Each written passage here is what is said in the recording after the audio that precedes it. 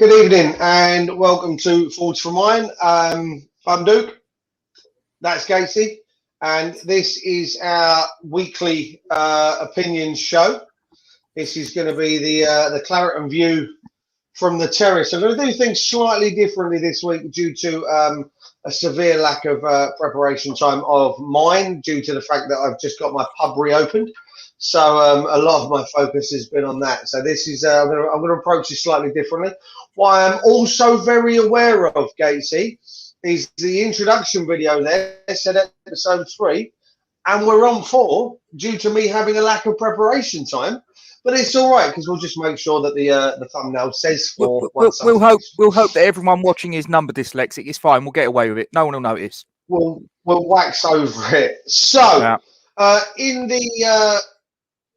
the green room, Gatesy, would you like to bring them in? You can do all the button clicking for me for now.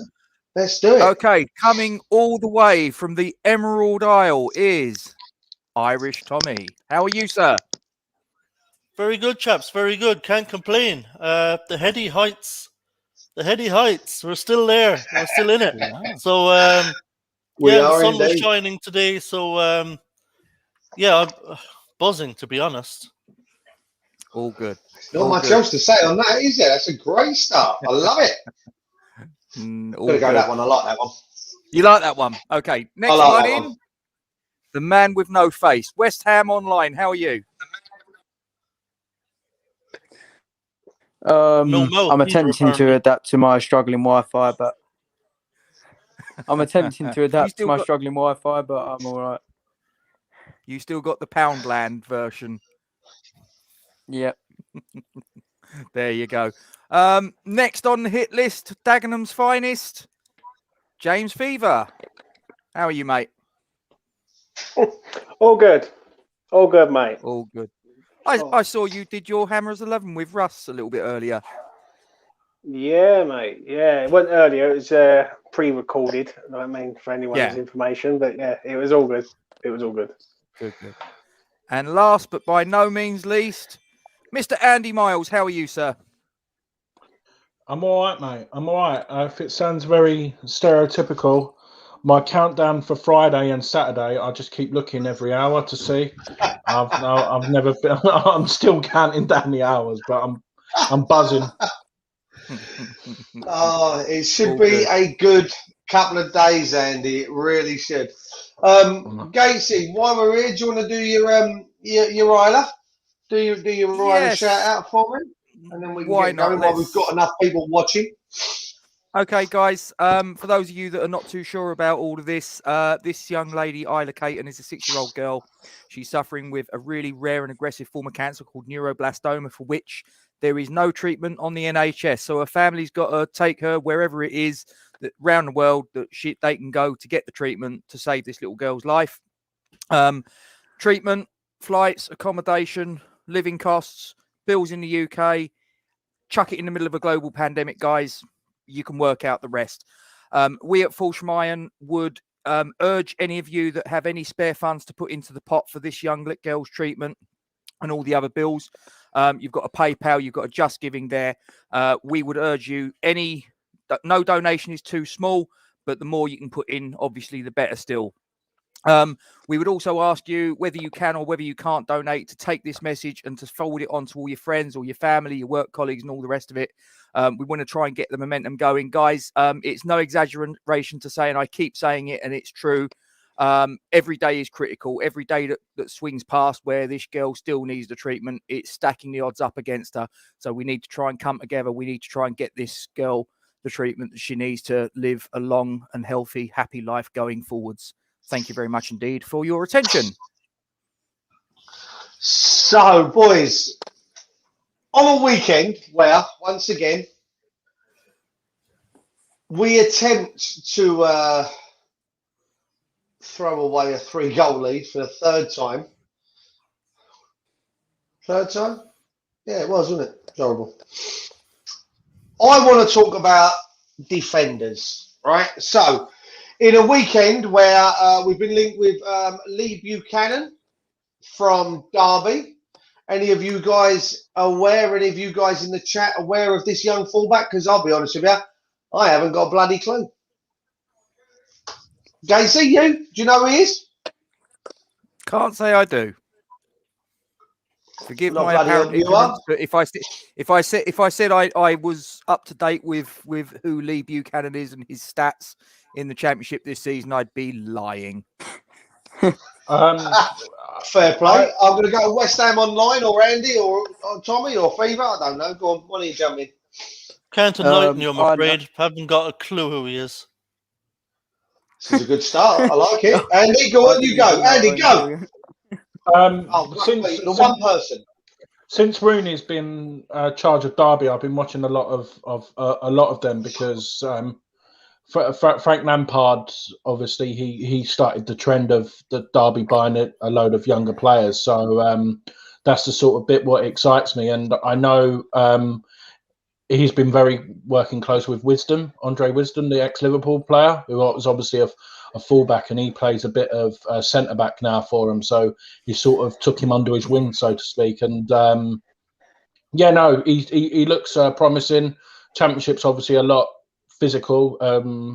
He's got good promise. And I think it's not one for straight away, but if I had to pick, I probably would take him, to be honest. Defensively, he's a lot more stronger than Johnson. Fair play. James, I'm just looking here. How old? Sorry, can I just ask? How old is he? Is this a very young player? 20. He turned 20 on the 7th of March. Yeah, I think these are a bit of a punt. Anytime I think you sign a 20-year-old from the Championship, it's a punt because they're so inexperienced, and obviously from Championship to Premier League is a big step up, especially if we're going to be playing in Europe. It's a huge step up. So this just feels like a bit of a punt, I have to be honest. Ideally, to be honest, I'd rather see us sign someone who's still young, maybe in their, 24, 25, who has some experience, who's maybe played at a reasonably high level, or has really proven themselves season after season in the Championship and look like they're too good for that division. This to me sounds like this is one of those that could go either way. So if this is the kind of player we're going to sign, I just really hope we don't pay very much for him, frankly. Yeah, James, do you know anything about him, the young lad at Derby? I would like to say I ain't got a bloody Scooby. No idea. It's a cheap signing by the sounds of it. He's probably doing all right at Derby. There's a man who's playing at Brentford who's on his last year of his contract, Enrico Henry. Go and sign him up. He's the best left back in the league by a country mile. Go and buy him. Simple as that. Never heard of him. He was next on my list, I have to say. And West Ham, did I hear you say you ain't got a clue who young Lee Buchanan is? No. Couldn't even. I can't even pronounce his name still. I still don't know what his name is. The one person I thought might bring something to this on that young lad there was you. And it ends up being the geezer on the other side of the screen in Andy. God, dear me.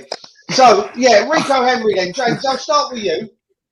I'll start with you on Rico because obviously you've just brought him up, and Scott in the chat has said that we can probably get him for about 10 million quid. Obviously, to be fair, as Gatesy alluded to in other videos, we're going to be working on quite a tight budget.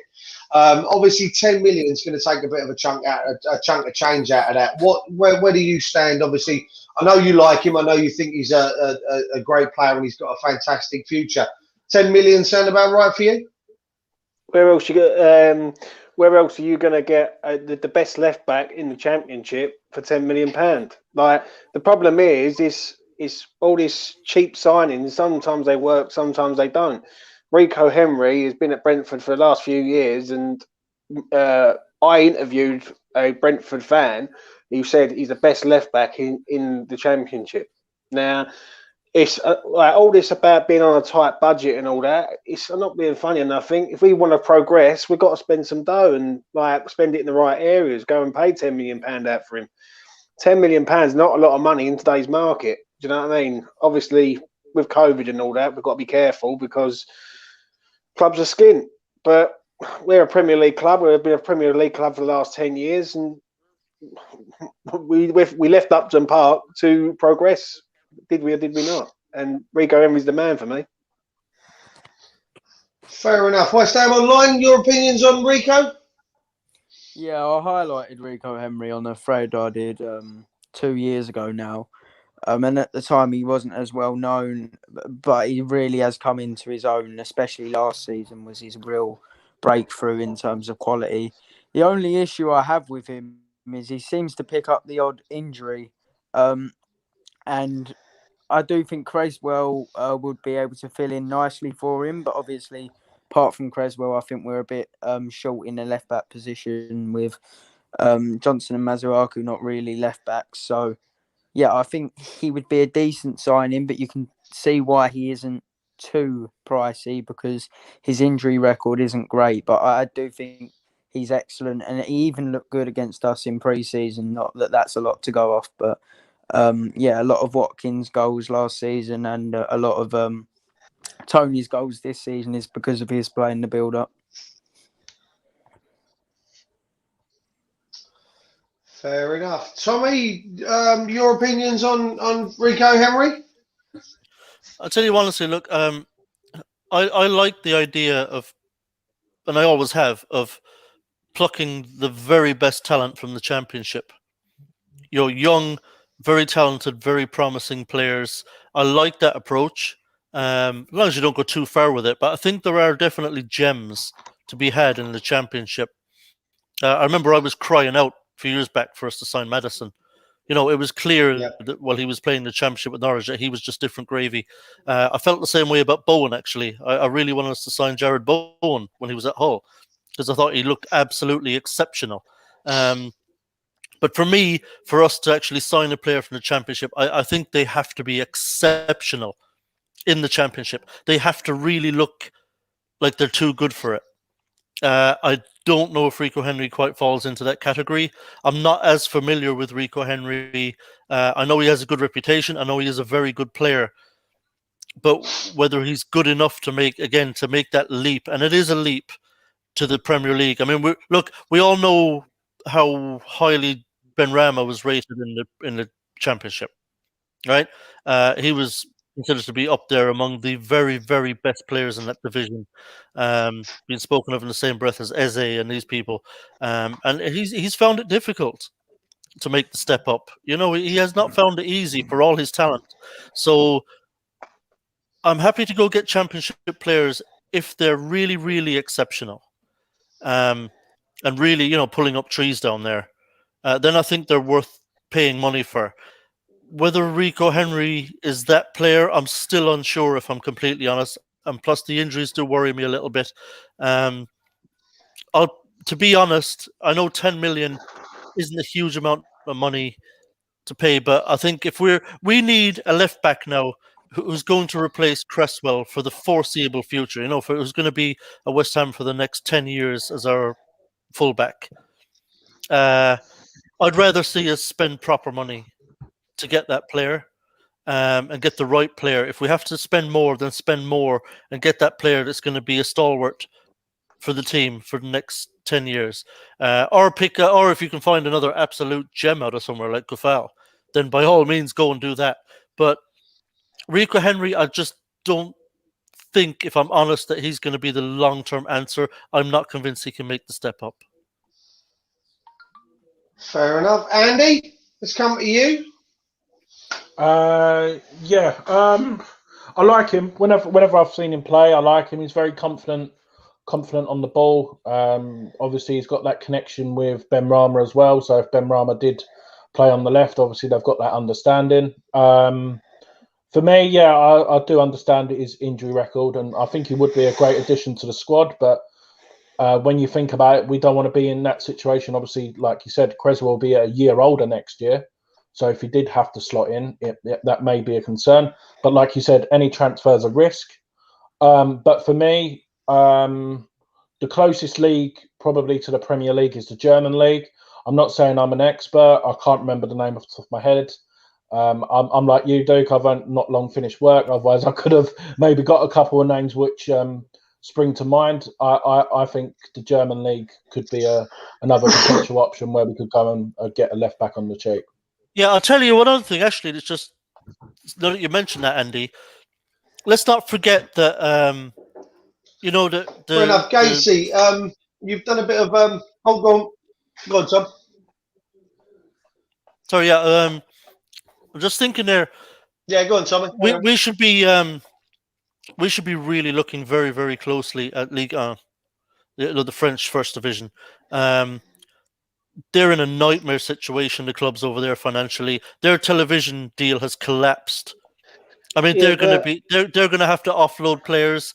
A lot of clubs are going to have to offload a lot of players. You know, they're high earners, and they're going to have to sell them at knockdown prices. So, I think we should definitely be looking to exploit that. I think probably all clubs will be, but there will be some gems in the French top flight, and I think we could make some hay there and potentially get some great bargains.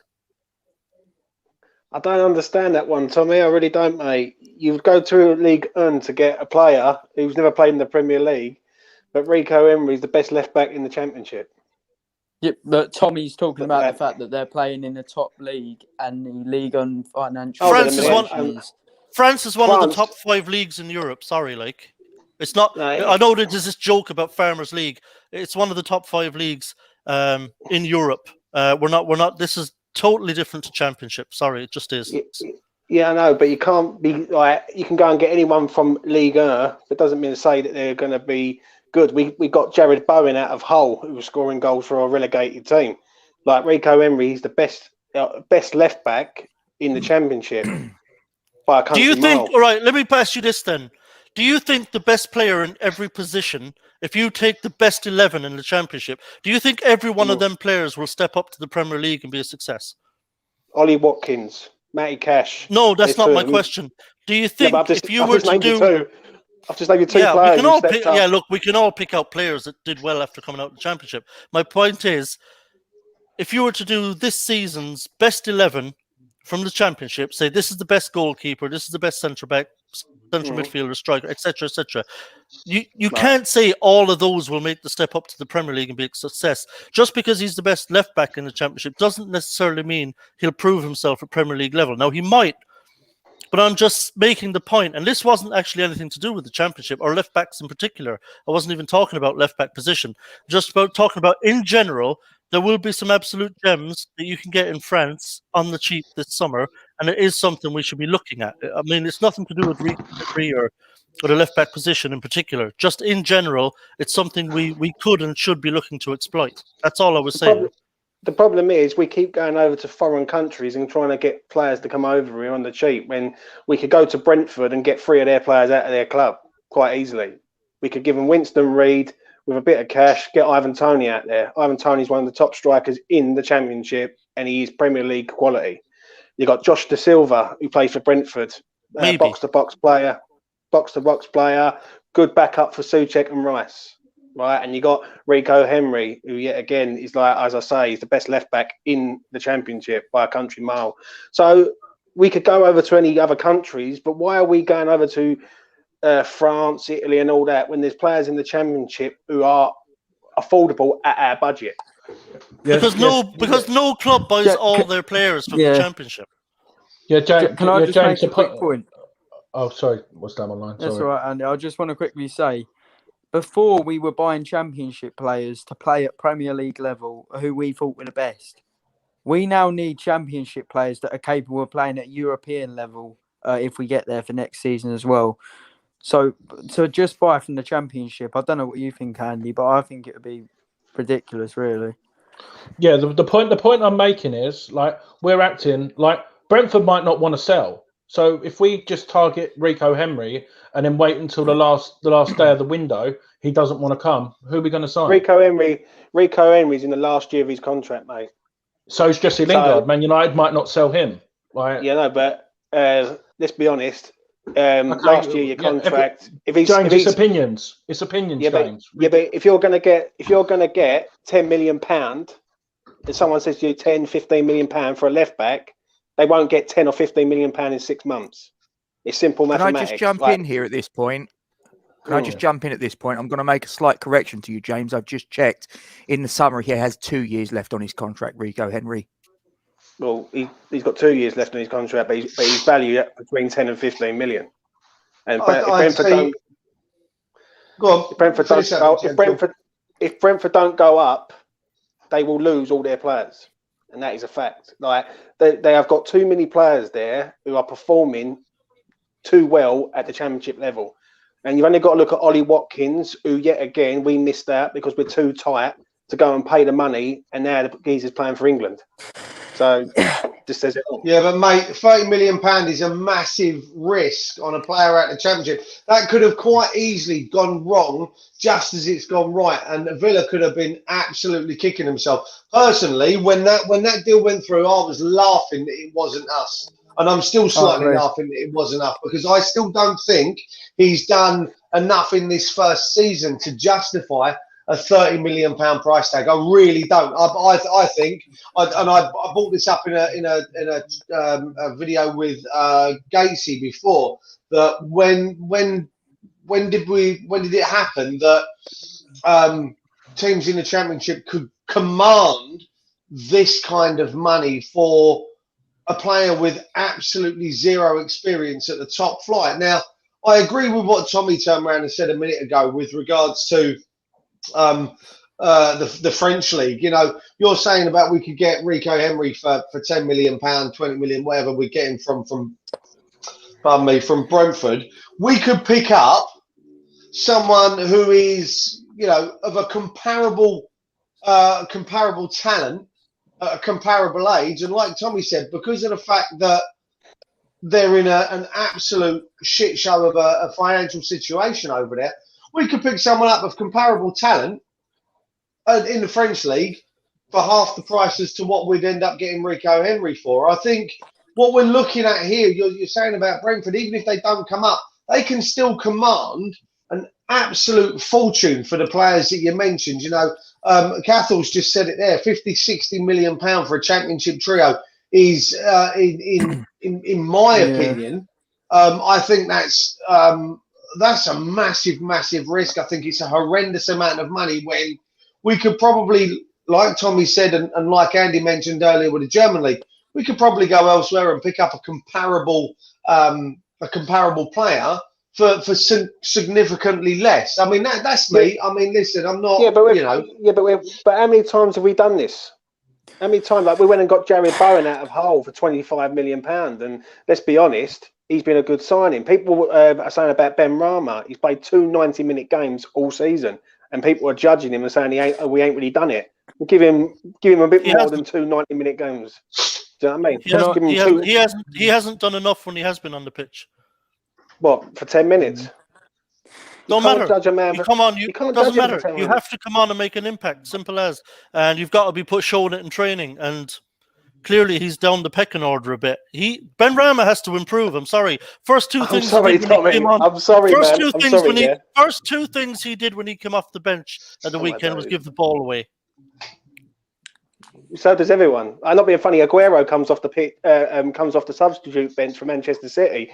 But I'll tell you what, I'd have him in my team. Do you know what I mean? It makes no sense what you're saying. He's played 2 90-minute games out of 25. 2. How is that justifiable? Because he's not good enough to replace. He's not good enough to get in ahead of the other players that are ahead of him. No, he ain't. It's because he's not Moisey's signing. That's what it is. If we want to get, I don't buy that at all. I don't buy that at all. If he was good enough, if he was good enough, Moyes would put him in.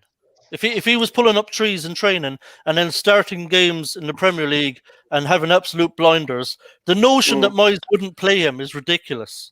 I'll tell you the reason why I know Moyes won't play him, because previous 3 games, Jared Bowen went missing for 12. Where was Jared Bowen? Invisible man, nowhere to be seen.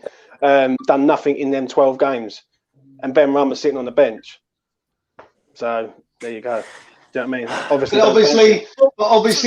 But then what you're saying there, James, is that in training, it's got. I personally think it's got bugger all to do with the fact that he doesn't fancy him. In training, you say that Jared Bowen's gone missing for X amount of games. He's obviously showing more in training than what Ben Rama is. In that instant. No one James, can judge. They say at the club he has top 6 potential from training Jared Bowen, from what they see at training. But you can be a good trainer, but if you don't do it on the pitch. Listen, the difference is Bowen has earned his trust. Bowen hit the ground running when he came in. Bowen was so good when he came into the team. He was really, really superb. And he had a lot of really great games for West Ham. Okay, he had a little dip in form. We all accept that. But he'd already earned the trust. He'd already shown the quality was there, that he could do it. And so he'd earned a certain amount of trust with Moyes. And that's fair enough. Benrahma hasn't done that yet. He just hasn't, James. Can I put something to you guys in, just based around the Bowen Benrahma kind of little chat we've got going on here. So a few years ago, young lad came through and made his debut against Arsenal, Reece Oxford, right? He had a blinder, and he did. Let's not mess around. He had a blinder in that game, and off the back of that, we offered him a very large contract, large money, everything else that came with it. Now, he done bugger all after that. Let's not mess around. He went missing. He didn't do nothing. Now, I've spoken to people that have worked inside West Ham, and the comments were that Reece Oxford is a better natural talent, or was a better natural talent than Declan Rice. But Declan Rice would go further because his attitude, and he wanted it more. Reece Oxford had a devil-may-care attitude and really wasn't interested in what followed. He he saw it as the debut against Arsenal. I've made it. I need not do much else, and didn't continue to earn it. And now where's he playing? Some second-rate German division? Yeah, exactly right. And they're not. Listen, he ain't even starting for them. And then you've got Declan Rice, who we are raving about and everything else because he puts the work in training. Now, I kind of see some comparisons here between Benrahma and Bowen.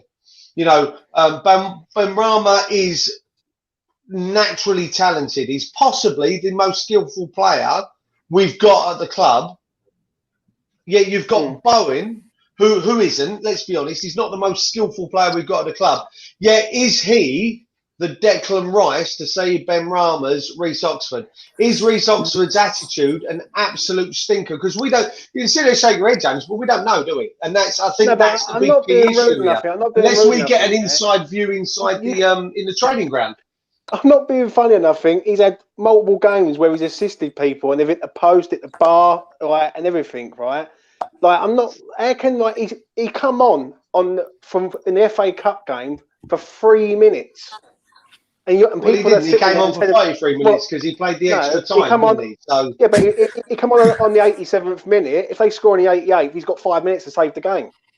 Everyone, yeah, but he didn't. That's my point. He didn't. He got 33 minutes out of that game just because because you're saying he only came on in the 87th. But he still got 37 minutes or 33 minutes. Sorry, I can't believe that people are knocking Benrahma when he hasn't been given the fair crack of the whip. I think it's absolutely. He's obviously not showing it, is he? He's obviously not showing it in training. How can he show it from the bench? How can he show it from the bench? What, in training? He can show it in training, James. He's obviously not turning up in training. This is what I'm going on. He's obviously not being picked because he's not putting the effort in. Now, I like Benrahma. And very much like Mark in the chat, I hope he comes good. I really want to see this kid come good. I was championing him from the second we signed him, and yet I was being dug out by family that he's just a show pony and he's not worth having at the club. Yet I was the one that was there going, no, he's going to be brilliant. In all fairness, I was also the same one that has a history of doing this because Savio and Sireko, I was exactly the same. Give him a chance, he'll come good. He's going to be brilliant. Yeah, that turned out really well for me. And here we are again in the same kind of thing. I want him to come good. But he's obviously not showing it in the eyes of David Moyes to get him on that pitch for longer. That's got to be the be-all and end-all, isn't it? I'm going to ask one question here, yeah? So before the last 3 games that Jared Bowen has played in, he scored 3 and 3. Well, we can all agree that he scored 3 and 3. Previous to that, that boy had done nothing for 12 games. Nothing. Yeah. Right? He was the invisible man. Nothing. Sorry, James. Sorry. He done nothing. What? No, he done nothing. Rubbish. What, for 12 games? Rubbish, James. For 12 games. Listen. No, man. No Bowen brings something to the team. He runs his bollocks. Let me tell So you does why Ben you're Rama. wrong. Let me tell you why you're wrong. Bowen runs his bollocks off. He's brilliant at helping out Sofal defensively. He gets involved in everything. I agree with you. He was not on his best form for us. But he was bringing something to the team. Okay, he wasn't scoring, and we needed him to start scoring. I agree with you.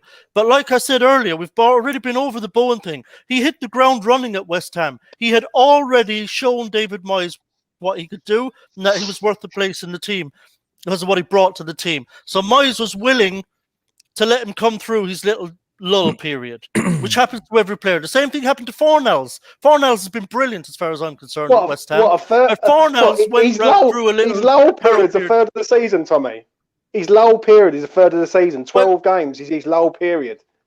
Yeah, and I was calling for him to be rested. I was calling for him to be dropped because his form wasn't good enough. I said he needs a rest, and I thought Fornells at one point needed a rest, which he got. He got dropped for some games, and then Fornells came back refreshed and was back to his old self and has been superb ever since. Same thing with Bowen. He's hit his form again. We know what he can do because he's proven what he can do. Ben Rama does not have that luxury. He has to prove that he's got the stuff. He hasn't done it. Every time Ben Rama's on the pitch, he's the first one hooked. First person. Yeah. He played well against Leeds at home, hooked straight away. Right, he helped Lingard get the penalty for the first goal. He has a blinding game. He's the first one out the door. Why? Because Moyes don't fancy him. Right? He comes on for 10 minutes. Bowen gets subbed every game. Bowen does not get subbed as much as thinking. I've got the stats. Bowen gets subbed every game. I've got the stats to back it up. Wasn't he the most subbed player in the Premier League? Yeah, Bowen was indeed the most subbed player in the Premier League at one point because of his But Ben Rama, Ben Rama's the most, wasn't it? He's the person who's played 2 90-minute games in the whole season so far. Because he's obviously done nothing in training to deserve it. Let me put one thing to you guys here quickly, right? We're talking about players that don't perform enough in a game, yeah? I'm going to take us all back a few years. Andy, this might be a little bit out of your reach. West Ham Online, it's certainly going to be out of yours. It was a gentleman that played in the Premier League for Southampton, right? He did absolutely jack shit in a game for 89 minutes. Yeah, he came up. Right, listen, we class him as one of the best players that ever played in the Premier League. He's held in such high regard. Yet he did bugger all in games, James. Nothing. Yeah. So how would you use all? Yeah, but how would all the use then look at Ben Rama then? Because I don't think he's had a fair crack of the whip. Ben Rama obviously not performing, James. He's not doing what he needs to do. He's back up. I think it's a bit of both. I think it's a bit of both. Who are you gonna drop? You're gonna drop Fornells for Ben Rama. You're gonna drop Lingard for Ben Rama. I don't think so. Oh my God! The thing is, all the time we're winning. All the time we're winning. Change, it's difficult. It's difficult for anyone to come in and the only way they're going to come in, quite frankly, is injuries, which are beginning to happen now, or some drastic form of suspension. I'm going to say something. Crystal Palace away, Ben Rama plays. We play phenomenal. Aston Villa away, right? He plays again. We play phenomenal, right? Leeds away, he plays again. We play phenomenal, right? But Leeds at home, he plays again. Plays phenomenal. Open games. Don't talk to me about Ben Rama, man. Ben Rama deserves a chance. James, last 3 games. Who are you dropping then? 9 goals. 9 goals in 3 games. You can't drop anyone at the moment because that's. I'm not saying about that. I'm not saying. Listen, I'm not deluded to say he's got to be playing right now. But I don't like this attitude that Ben Rama's like a scapegoat, like another Haller. Like, oh yeah, he's done shit. So it's all get on the Ben Rama bandwagon when the man's played 2 90-minute games in the whole season so far. Like, and he's coming on for 5 minutes and 10 minutes against Manchester City, right? He comes on the 77th minute. I'll admit he's not good enough to start, but he's good enough to come on and try and save the game for it. How does that work? Someone tell me how that works. Then he's good enough to come on and save the game, but he's not good enough to start the game. Did he save the game? He didn't save the game though. Do you know what I mean? So, what I'm saying is you're putting pressure on him to go. You know what? You're not good enough to start, lad, but you've got to come on and save us when we're either drawing or 2-1 down. Yeah, come on in a game that's now more open against tiring defenders and show us what you can do. There's nothing wrong with that. That's how a lot of players have to cut their teeth when they come into a team coming up from Championship. They've got to come on and make an impact. He just obviously he's just not doing enough right now to displace the other attacking midfielders. He's not doing enough to displace Lingard, to displace Fornells, to displace Bowen. He's going to have to make a real impact. He hasn't scored a single goal.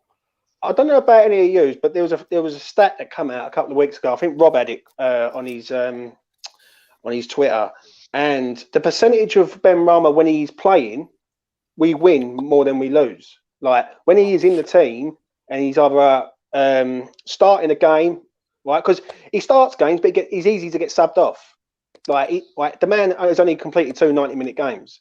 So but is he not a bit of a defensive liability when, because he doesn't track back? Look at the Arsenal game. The Arsenal game's the one that I'm gonna bring up. The reason he gets subbed is because he wasn't tracking, and I think that was a key thing in the reason he's hauled off. He doesn't offer anything for me. Yeah, but you've named one incident where he's done it, but then let's go Palace away. Let's go Villa away. Let's go Leeds away. And then if he was doing it constantly, I would respect what you're saying and say, you know what, 100% agree with you, and I would agree with every person. But this man has played in multiple games this season away from home, and he has been phenomenal, right? He's done the job that we've asked him to do. Lingard's come in and tore it up, right? I can't argue with that. Lingard's first class. But people say, oh, he ain't doing enough, Benrahma. Fuck me, what's he supposed to do from the bench for 10 minutes? Like, I think that's an insult. Do you know what I mean? Make an impact. That's what he's supposed to do. 10 minutes. Yes, in 10 minutes. 9 times out of 10, he's coming off. Cry me a fucking river. Jesus Christ. This is normal stuff, James. You're asking a skillful attacking player who's got bags of ability to come on against tiring defenders and do something, make an impact, turn the game our way. You say cry me a river, yeah? How can he come on and be an attacking threat when we're defending mainly? We're defending against Man United. We're defending against these teams. Like, you ain't going to bring Benrahma on against Poxy Wolves when we're up against it, are you? Defending. We're always defending. Exactly. We play on the counter. It's what we do. We never have more of the ball. We're always getting 35 and 40% possession. We play on the counter. That's literally what we do. If he can't come on and have a big impact in games, he's going to struggle to start. He's got to make more of an impact when he comes in. I'm sorry, he just does. Right. Moving on. And I'm going to start with Andy on this one. Andy, another name that we've been linked with again this week. I think we're all going to be in agreement on this one, boys. I think this is the one where we all come together. Andy, talk to me about Phil Jones playing for West Ham. I think it'll be a great addition to the squad. It'll make good. It'll be a great addition to the squad, especially the club faces when he makes a sliding tackle. It'll be an absolute dream, especially for the club photos. Just no. Just absolute no. If you ask me to pick one player in the Premier League who I'll go out and buy is Jamal Lascelles from Newcastle. If they go down, but I don't think they will now. And you've got Anderson at Fulham, who I think is a great centre half. West Ham online, Phil Jones. Phil Jones, I'd rather Steve Jones back, and he's about 52. Phil Jones is absolutely shocking. The man slide tackles and tries to pull funny faces every time he goes in for a tackle. The man's injured more than he plays, and the man openly admitted that only his mum and dad would turn up to his testimonial. He's the biggest disappointment at Man United since the other Anderson guy, the Brazilian. Fergie tipped him to be one of the best defenders of all time. He wouldn't even be the best defender in the Irish League. Oh, Tommy, do you want to come in on that? I'll let you have that one. He said he ain't going to be the best defender in the Irish League. Put him in his place, Tom. He would be, and comfortably. Yeah, this is that's a bit harsh, I think. That's an absolute cut down of a player. Like that was almost personal. No, listen. When he was at Blackburn, he was actually incredibly good, and he looked like a very, very promising player. So, okay, look, he's gone to a massive, massive club, one of the biggest in the world, and he hasn't quite cut it there. There was maybe just a little bit of a step too far for him. But the notion that because, it hasn't worked out for him at United, therefore he's a write-off, I think that's a bit silly, actually. Listen, things weren't exactly going great for Lingard at United. He couldn't get a kick. Things were going completely south for Lingard at United. It would have been very easy to say the same thing about Lingard. He's not getting a game for United. He can't get a kick. He's no good. Clearly, he's got talent. And I think Jones, potentially... Now, look, I don't see Jones behind the scenes training and all this, but I certainly wouldn't write him off. Now, Moyes would have known him from his Man United days, right? So, Moyes knows what Jones is about. And if Moyes says, I think he can do a really good job for us at West Ham, I'd be willing to trust him on it. So I wouldn't be wringing my hands if we signed him, saying, what are we signing this donkey for? He could rediscover himself at West Ham. Yeah, he could rediscover. Yeah, exactly. We did that with Dawson. Jones could actually come to West Ham with a manager like Moyes who puts his trust in him and could absolutely revive his career here. He could surprise everybody. Okay, he's the butt of a few jokes now because of the silly faces he pulls when he's defending or whatever. I don't care about the fucking faces he pulls.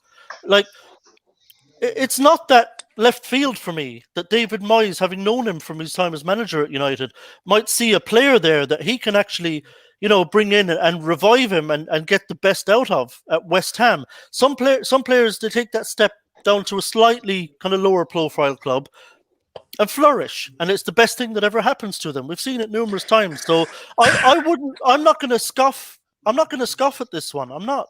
If Moyes trusts him and thinks he can do a great job for us, I would trust Moyes on it. Yeah, but Tommy, you can say that. No. I completely respect what you're saying. But Lingard at least had a good season at United. Dawson at least in 17-18 under Pulis, he was fantastic. Jones has been there for 10 years and he's scored more goals than he's made tackles. West Ham Online, I'm sorry, but this is what is the problem with this fan base. We're too reactionary. We've done it with Dawson this season. 10 years. Yeah, but we signed Craig Dawson, and let's be honest, and we was all going berserk. And if you wasn't, you're lying to yourself and you're lying to the public. This man's come in and been top draw for us in the last 15 games. Phil Jones, I agree with Tommy on that one. And I 100% agree with Tommy on that one. We can't just write this man off because he plays for one of the biggest clubs in world football. Jesse Lingard, is an ideal example of that. Do you know what I mean? This man is sitting in Manchester United. I'm just not sure how old he is. I think he's about 29, is he? 28, 29? He is 29 indeed, yep.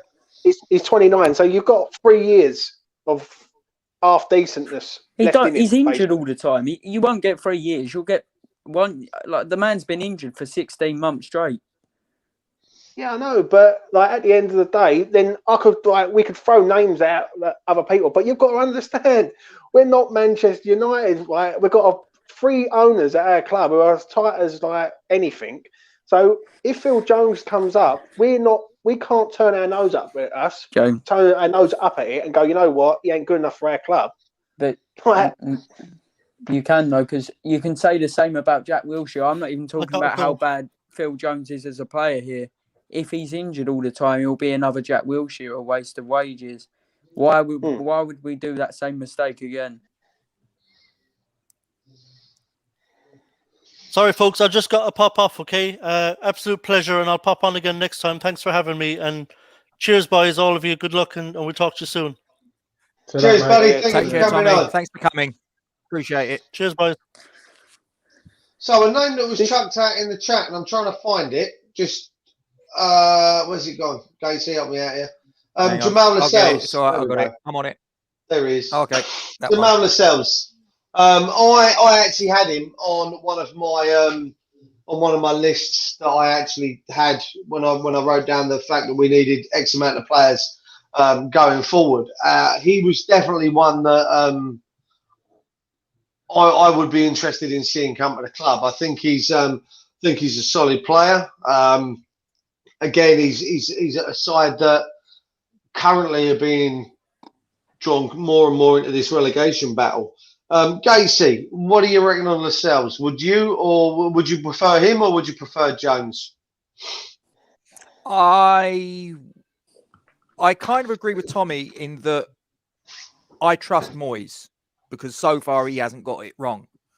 He signed Bowen, he signed Souček, he signed Soufal, he signed Dawson. Let's have it right.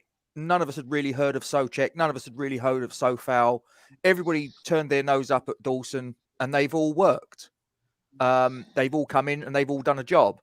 Now, the only thing that would worry me with Phil Jones is I've just had a look on Transfer Market. He's out with a knee injury and the return date is unknown. That concerns me. That's the one question mark that I've got. But if David Moyes thinks that he can get a tune out of a player, whether it's Phil Jones or Jamal Lascelles or an other, then as far as I'm concerned, I trust him. And, you know, until such time as I can see with my own eyes that his judgment is flawed. But he's not in the 25-man squad, is he? Like, he's not in any squad whatsoever at Manchester United. Phil Jones. Who is they have to. No, he's Phil injured. Jones. He's out injured. Yeah, he's been injured. He's going to be for 20 months injured. I'll tell you a defender that we should go and get. That's the thing that concerns me. I'll tell you a defender we should go and get. Yeah, go on, Liverpool. Phillips, the youngster. I think he's a top defender. He plays for Liverpool. I think Liverpool are going to go big in the summer. He ain't going to get a game. He actually went on loan to out of contract Stuttgart in the summer. I brought it up a few weeks ago. Yeah, you mentioned it. Yeah, and he's a good player that you could go and get. You could build a team around him, and he knows the league. Like, it ain't going to be a fee. It's going to be a free transfer, and you can look at it in a way that it ain't really a risk because he's young and he's got a sell-on value if you get him for free. As I say, that'd be the key there, wouldn't it? Would be the sell-on value that he would obviously bring in. If, like you say, if it didn't work out and when we pick up, 3 or 4 million quid out of him, then so be it. It's not a bad shout. Andy, your opinion? Yeah, no, he's a good player. He's a very good player. He's played. You want about the Cells or Phillips? Both of them, either on, mate, and anyone of your choice. No, Phillips. Yeah, is a great. He's whenever he's played against us, that was his first game. Do you remember when he outclassed? I know Haller didn't want to notice, but he won every header, nearly scored. He got man of the match in the game against us. I think he's a very good, and he played in the back three for Liverpool when they played it with Henderson and the other person, so that could benefit. For BDO, maybe. Yeah, and with regards to the Cells, I've been a big fan. I've been a big fan of him for years. He's a Newcastle captain, so he's got the leadership skills. 100%. Right, just quickly, boys, we've had an appearance in the green room, replacing Tommy in the chat. Then we're going to bring in. We've got Charles Steve's just popped in. I didn't even see him coming, so I'm going to bring them both in now. 1 and 2. Let's see what it is. The screen's filling up. Good evening. How are we doing, gents? We good? Good, yeah. Thanks. Has someone got the telly on? Oh. No, not me. No, I can't hear nothing. Okay, so can you put in the chat Duke's pub's address for Saturday? Yep, on it. Yep. I'll tell you what, lucky I'm keeping my patio free, isn't it? I've got nearly 300 people booked in for Saturday. It's going to be painful. I'm bringing my barbecue as well. I'm bringing my son, so if you can not barbecue him, that would be good. Gather, your thoughts on what was it? What was his name at Liverpool? My brain's gone. Phillips. That's it. My brain's just gone. Nope, I don't want to know anymore. I think he's young enough. What is he? 24, 25. He's big. He's strong. He seems well able for it. I'd take him every day of the week. It's just how much would we have to pay for him is the question. Well, I think Andy said it. I think we're going to get if we do get him. He's on a free. I'm not sure if Liverpool have any like an option to increase his contract for a say year. so. I don't know. I've not. No, I didn't see it either. Look, it doesn't say so. so. If So it is the a only free, 100%. Sorry, the only thing what we may have to consider is because he's under the age of 23. I don't know whether you have to pay compensation. No, he's 24. Was he Yeah, 24 he's 24, now? I think. Bloody hell! I thought. Sorry, my knowledge. Sorry, I thought he was younger than. I thought he was younger than that. Steve, how about yourself, buddy? The idea of Phillips from Liverpool on a big stinking zero fee. Well, unfortunately, I can't add anything to it because I know nothing about him at all. I know. So, from what you guys are saying, he's a really good player. If he's not going to cost anything and he's going to add to our squad, I mean, I put in the chat earlier. We need quantity and quality if we're going into Europe. Yeah, you need both. So, if he's a good player and you can get him on a free, yeah, do it. Another player that you could go after, who's a good player, but the only problem is with it is I don't know about his injury record. Is Jack O'Connell at Sheffield United? I think he's a really good defender. He's still out injured, isn't he? Yeah, you brought him up before, Gatesy, didn't you? Yeah, I think he's a big part of the reason why Sheffield United are where they are. That and the fact they haven't got any fans. Yeah, I agree with you. Gatesy.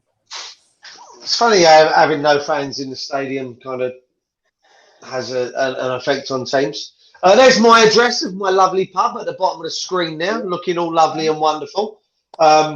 Very, very busy day yesterday, which culminated in a little bit of fisticuffs in the garden between two gentlemen that was fun. Thought one looked at him the wrong way.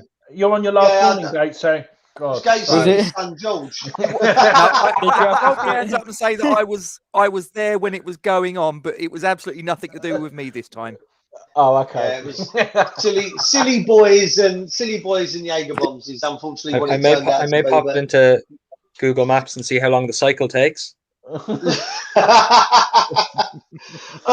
We had you know what, Russ, you're right. That's how I felt. All day yesterday and all day today. It was literally like that. Yesterday at one point I had no tables available, and I was turning people away for the fun of it. I'm gonna change tracks slightly with positions. All right. Listen, we know he's come back and bit us in the arse now. The lack of cover for Declan Rice not being, in the side now due to the injury he picked up, the pointless games that we asked him to play in when we needed him for the rest of this season. I'm going to start with West Ham Online. I've got a couple of things in mind, and Kent did mention a player earlier. Yeah. I'm not sure the name of the fella. He's the Turkish guy on loan. West Brom. Who? West Brom, brilliant. He is honestly. I think it's pronounced Yakuşlu, but don't quote me on that. I mean, do not quote me on that. He's from Celta Vigo, isn't he? That's correct. Yeah, on loan. He's at West Brom at the moment on loan. Yakuşlu. Yeah, like I say, I've got a couple of thoughts in that I've got. I've got one name that keeps cropping up every time, and we've been linked with him a couple of times, and I'll come back to him in a minute for that one. But West Ham Online, obviously with Declan Rice being out, you throw a couple of names at me. Put it, you guys in the live chat. Put a couple of names in as someone that you'd like to see come in. Obviously, we need a bit of cover now, and it's not happened. Gatesy, I don't want to hear it on a Coventry. I want to hear of a signing that we could make. Yeah. That you think would be, or two signings that would be ideal cover for the two players. So West Ham Online, we'll start with you. Give me your thoughts on the two. Well, the first one was literally the player Kemp mentioned. Absolutely brilliant. I said when I was watching the West Brom game yesterday, it's really, really good pick from Kent. I think he's fantastic, if I'm honest. Defensively good, sound on the ball, has European experience with Celta Vigo. And has played at international level as well. For me, now that he's got a bit of Premier League experience with West Brom this year, there's nothing not to like with him. I'm not sure on the age is the only thing, but he'd only be back up. So So yeah, he's the first player. Another player who I think we should go in for is I think now that if we are in the Champions League, we should go back in for Joanne Jordan, who we were linked with a couple seasons ago. I think he's a brilliant midfielder. I think he's tenacious. I think he's good in the tackle, and I think he provides a lot of energy. And I've seen fans in Spain rave over him and say how brilliant he is. So yeah, I think he's definitely another name who I'd put up for selection. I think the League One, has actually got quite a few underrated players in terms of midfielders at the moment. And the final name I'd look at is Samare, is it? From, I don't know how you pronounce it, but I think it's Samare from Lille, who are currently top of Ligue 1. Fantastic midfielder. And with the financial crisis that they're in France at the moment, I think he could be available at a cut price. Was 50 million. I think you could get him for 20 to 25, I've heard, from Euro Expert at the moment. And yeah, brilliant midfielder, tough in the tackle, and would cover well for Sujek and Rice. Yeah, I mean, at the moment in the Euro X. Sorry, Duke. No, go on. I was going to say because I heard your podcast, West Ham Online. You did with him about a week or two ago, and he was mentioning the strikers. Correct me if I'm wrong. He said his pick was it Pat? Was it Dia? Boulaye Dia? Yeah, he said Dia was his number Dia one. Would be one of the strikers he'd sign for West Ham. Yeah. We were linked with him. Well, seeing as two of I've actually now got three. Seeing as Scott's reminded me of one. He's currently outed me for my choices in the live chat at the minute. I've still got one, which no one's come up with. Capital, your thoughts on possible CDMs to come in? Who would be your choices? Anyone that's been mentioned, or have you got a couple that you think you want to chat with? I definitely don't disagree with them ones for sure, but I'll have to keep Scott happy here. I think Basuma is a great option. Basuma, he's young. He's looked like you could get him for cheap enough at this stage, maybe 15, 20, 25 mil. Definitely worth it. And he'd be pushing for a first team spot as well. You can't say you don't want to sign someone and say, oh, he's definitely behind Souček and Rice. You want to buy someone who's pushing for it. And one of the I know Anguissa hasn't been playing all the time for Fulham, but I think Anguissa is a very good footballer, and if they're to go down, he definitely wouldn't. I don't think he'd stick around. There can't be too long left in his contract. I'd say maybe a year or two at most. Him or Loftus-Cheek, who's also at Fulham now, but he's Chelsea. I think them two lads would certainly make the squad a lot better, and they'd be pushing for the first team, and they'd be willing to work for it 100%. Yeah, I mean, Loftus-Cheek was one of my picks. I watched him when he played against us. I kind of gave him a bit of special attention when I was watching, just because I think he's just he's a unit. He's an absolute unit, and he puts in a shift every single game. James, before I come to you, I'm going to jump in with Steve. Steve, your opinion on the defensive midfielder options that we've been discussing, and the ones that are in the chat as well. Yeah, I'm going to be a bit controversial and say I'd only sign one, and I think I'd go for Loftus-Cheek. I agree with Peach's comment there. The reason I'd only sign one is look how Noble's performed the last few games. Fantastic backup. And we've also got this young lad in the academy. I can't remember his name, but everybody is raving about him. The another defensive midfielder. Double barrel name, isn't it? Pardon? Yeah, double barrel name. Double barrel. Payet Forsen or something, isn't it? Yeah. A Payet Forsen or something like that. Yeah, he's a good player. Yeah, sounds about right. So, from the point of view that we're cash strapped, I'll get one because Noble got so much stick, but when he got injured on Sunday, that tackle he made to stop, that block he made to stop Leicester getting through was absolutely brilliant. For a man of his age to put that much effort in, I was actually surprised how good it was. So I don't think we need to, because I would be quite happy to have Noble as backup for another season. I think he's still got enough about him to do the job. And then, as I say, get Loftus-Cheek and also see how this guy develops from the under-23s, because you might save yourself a lot of money by just holding off for a season. That'd be my I think vote. Kent showed up with a name then. Andy, I'm going to go James first, and then I'm coming over to you. James, give me your thoughts on obviously the names that have been banded around here. Talk to me. Joe Willock, mate. I'd go and get Joe Willock out of Arsenal. I think he's a good player that we can get. I think Basuma's a good one we can go and get. I think Rufus Loftus-Cheek's another one. Isaac Hayden up in Newcastle's another one who we could sort of persuade to come down. Basuma's the one, but I don't think he'll want to be second string.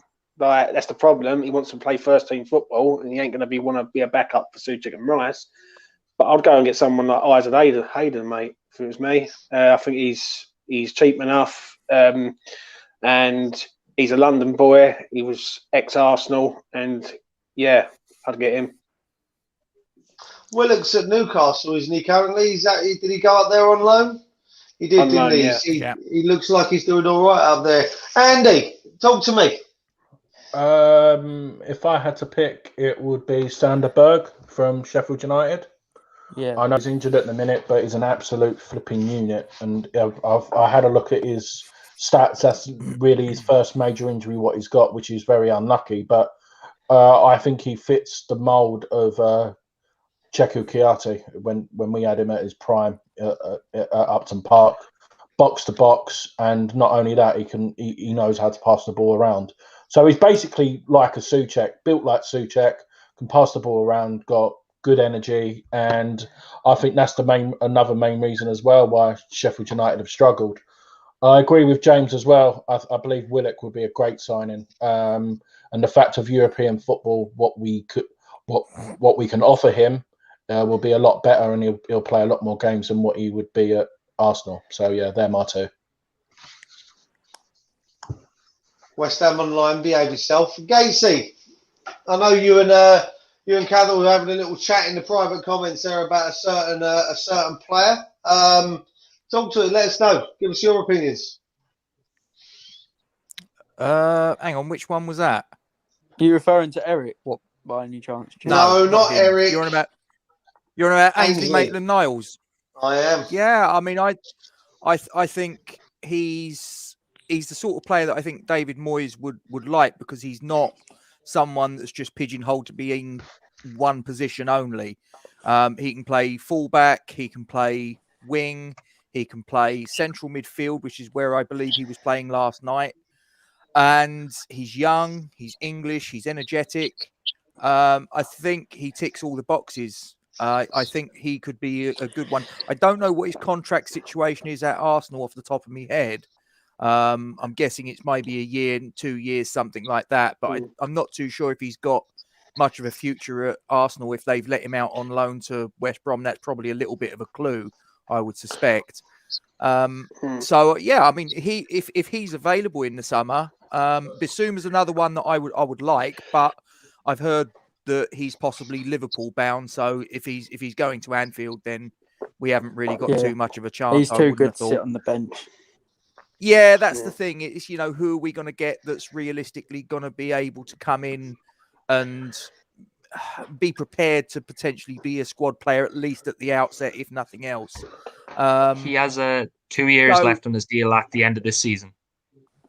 Okay, then, yeah, I think he's probably going to be someone that we could be looking to bring in, to be fair. But yeah, I mean, the thing is that sometimes the problem could be our budget. That's the thing that I think could be a little bit of a problem in getting a lot of these signings that maybe we're saying, oh, we'd like to get this player in, we'd like to get that player in. I think it may well be that at the end of it, that we're probably... See, for me, the priority this season is a striker.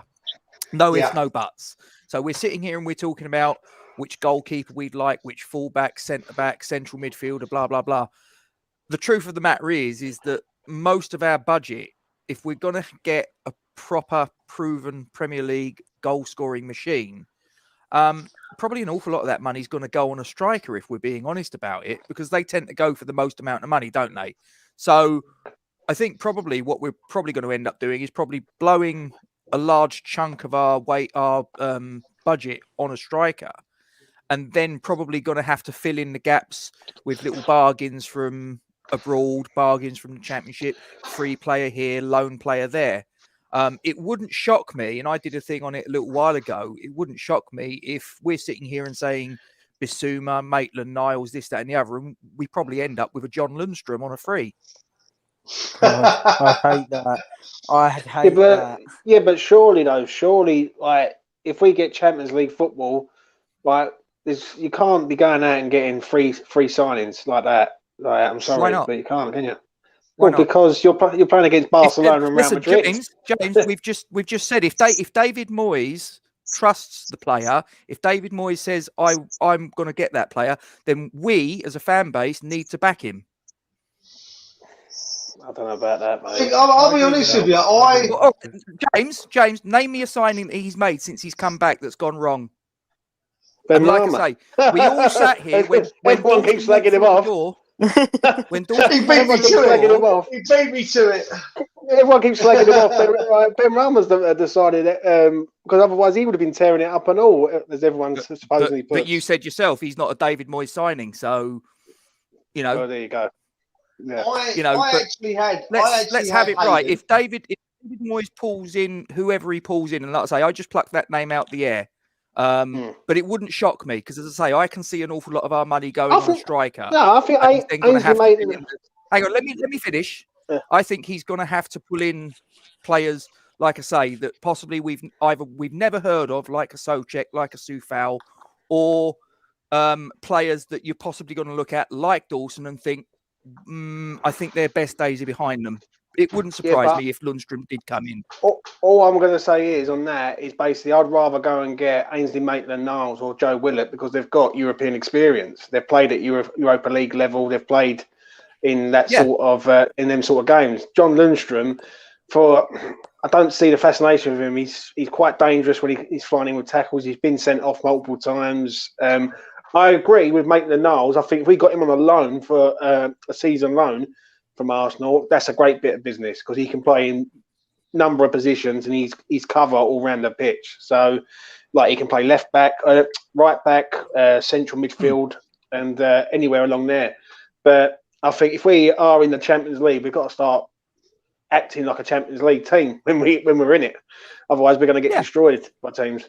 As I say, I just think that possibly it could be that we're going to have to an extent. As I say, I think we have to cut our cloth accordingly. I don't think we're going to have. I think top whack we're going to have probably about 65 million to spend. And let's ask you guys a question. Let's turn it on its head. If we've got 65 million quid to spend in the summer and we want to get a half decent striker, would we agree that we're probably going to need to spend at least half of that on getting a decent quality Premier League striker in? I think Jesse Lingard. Yeah, I mean, Jesse Lingard's a striker. Lingard, yeah. But Lingard's a striker. I mean, I don't want to go too much into strikers and attacking midfielders because you're going to do that next week. So let's not get too carried away. I'm actually going to throw one name out at you all, and I just want a simple yes or no. And the same from you guys in the chat. We're talking about backups to Rice. We're talking about backups to Shelby. And everyone we've mentioned so far, we kind of, probably with no disrespect, but Isaac Hayden at Newcastle being the one out of all the names that we've banded around so far, would be the one to quite happily play as backup, if you will. The only other one that I thought of, and we've been linked with him numerous times in the past, would have been Hayden's teammate at Newcastle. So, Gatesy, I'm going to start with you and I'm going to go just across the stream. Yes or no, as just playing back up, not someone who's going to be coming in. We're talking like giving these guys a game off here and now. John Joe, Shelby. Yes or no, Gatesy? No, not in my opinion. West Ham Online. I'd rather jump off a cliff. Cavill. Yeah, I'd take him. I'm glad someone's on my side. That's a start. I like it. Andy? No, for me, too old now. I like new ones. How old is he? James? That's something I'd want to know. Not for me. Find out. And he's a It's miserable all right, guy who doesn't bother running. And Harry Potter's always coming for him as well. He's 29, 29. so he's the same age as Phil Jones. Oh. Yeah. Sorry, James. Did you say no there, mate? Yeah, no, it's a no Not for for me, you? mate. We need to aim a bit younger. Yeah, that's fair enough. And Steve? Yeah, for me, I'd take him. Yeah, I just think, like I say, there's a bit of backup to the two players there. I just think he's got the Premier League experience. He'd be the sort of person you could bring in, like I say, the cup games. Without being disrespectful to certain teams in the Premier League, those weaker teams where you could give a Rice or a Souček a day off, so we don't end up with a situation like that. Be like another sort of Snodgrass, a lad who he will, like, I know he might not run an awful lot, but he'll give it all, and he is good under a set piece as well. Yeah, but when Moyes come in here with Duke.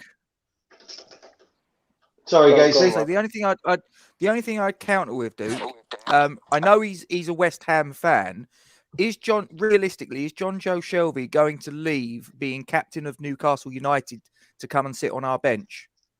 Would he leave being captain of Newcastle United in the Championship if they go down to come and play for his boyhood club, who could very well be competing in the Champions League next year? Let me throw that back at you. Do you think they're going down? I think that there's a distinct possibility that they could. I still think there's. Listen, I think they could. Listen, they lose to us next week. Where are the young players that Moyes said? Like he said, like he's got a lot of middle to end 30-year-olds. Where's all the young prospects and the young players who he said he was going to bring in at the start of his reign? Like he signed. I think there's a lot of costing, though, isn't there? I think I agree with what you say, James, and I want to see these younger players come in, hands down. I'd love to see something like we've said already. Rico Henry. West Ham Online mentioned it, I think, in the private chat a bit earlier. Josh Silva.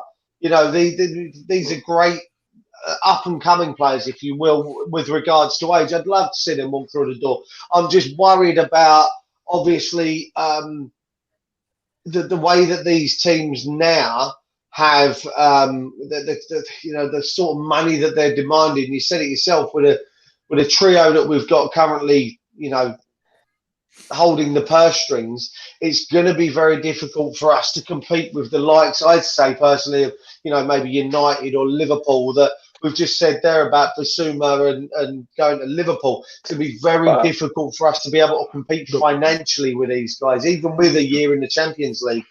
But I feel Joe Willock is doable, though, isn't it?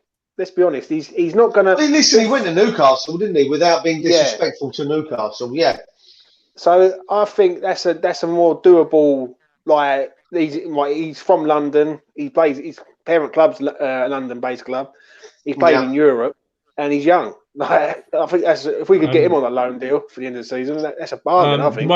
The one who I think we could get potentially is Billy Gilmore from Chelsea on loan. Yeah.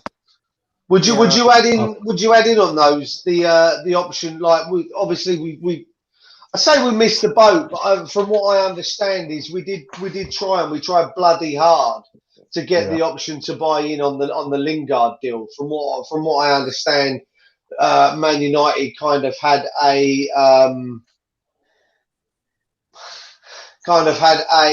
inkling that what's happened has happened, which is why they didn't want to put that option to buy or even obligation to buy in there, because they foresaw happening what has happened.